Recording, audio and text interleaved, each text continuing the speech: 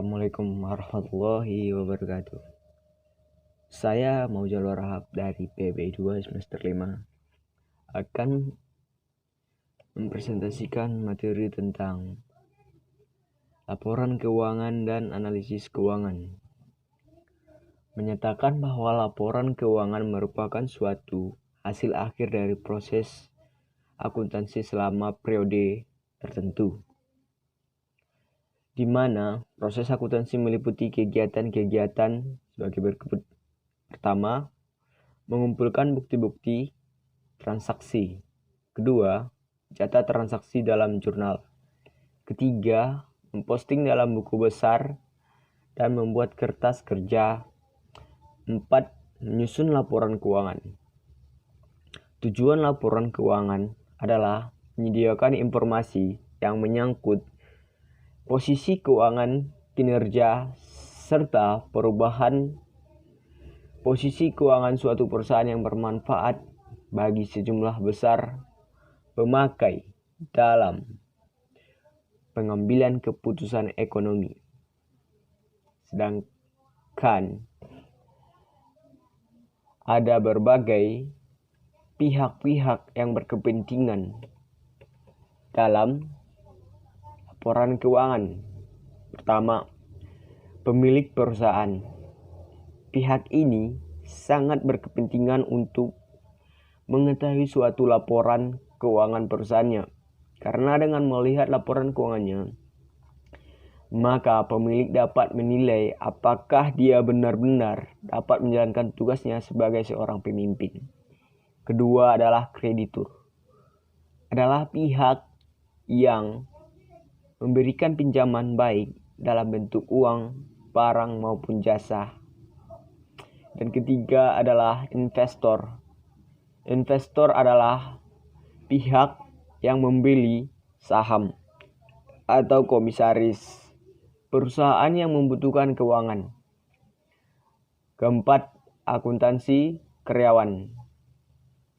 Adalah pihak yang bekerja di perusahaan yang menggantungkan kehidupan mereka di perusahaan tersebut.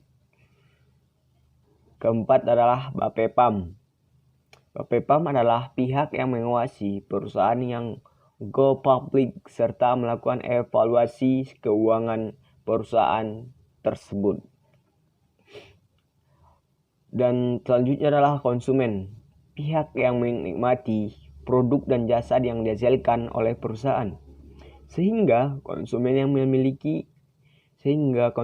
menjadi loyal terhadap produk dan jasa yang dihasilkan oleh perusahaan adalah memiliki ketergantungan yang tinggi pada perusahaan tersebut. Dan selanjutnya adalah pemasok.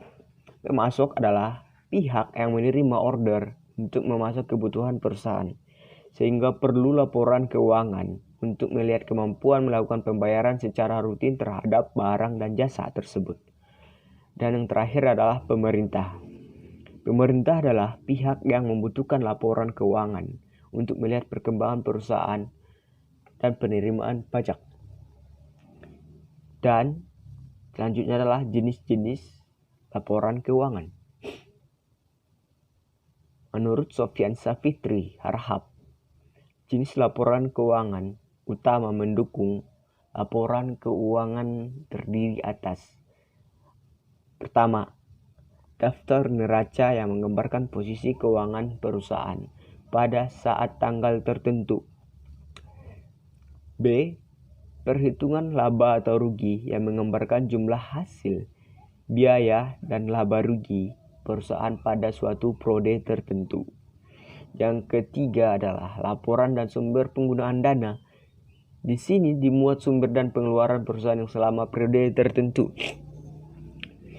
Dan yang keempat adalah laporan kas. Laporan kas di sini adalah digambarkan sebagai sumber dan penggunaan kas dalam suatu periode.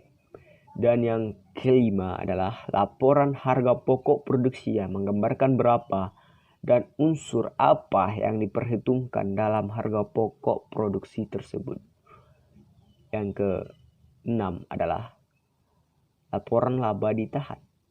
menjelaskan posisi laba ditahan yang tidak diberikan kepada pemilik saham. Yang terakhir adalah laporan perubahan modal.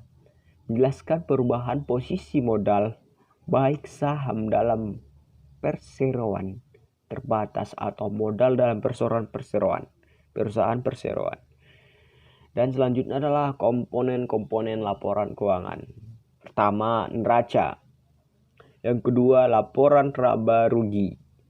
Yang ketiga adalah laporan perusahaan ekuitas. Dan yang keempat adalah laporan arus kas. Yang kelima adalah catatan atas laporan keuangan. Dan yang selanjutnya adalah bentuk-bentuk laporan keuangan. Yang dimana bentuk neraca ada di posisi pertama, yang memiliki berbagai bagian. Pertama, bentuk skenario, bentuk skenro, bentuk vertikal, bentuk neraca yang disesuaikan, dan bentuk laba rugi. Bentuk laba rugi juga mempunyai berbagai bagian. Pertama, single step. Kedua, multi step. Dan bagian selanjutnya adalah pengertian analisis laporan keuangan. Menurut Munawir, analisis laporan keuangan adalah analisis laporan keuangan yang terdiri dari penelitian, penelaahan, atau mempelajari daripada hubungan dan tendensi atau kecenderungan tren untuk menentukan posisi keuangan dan hasil operasi serta perkembangan perusahaan yang bersangkutan. Jadi, analisis laporan keuangan merupakan proses untuk mempelajari data-data keuangan agar dapat dipahami dengan mudah untuk mengetahui posisi keuangan, hasil operasi dan perkembangan suatu perusahaan.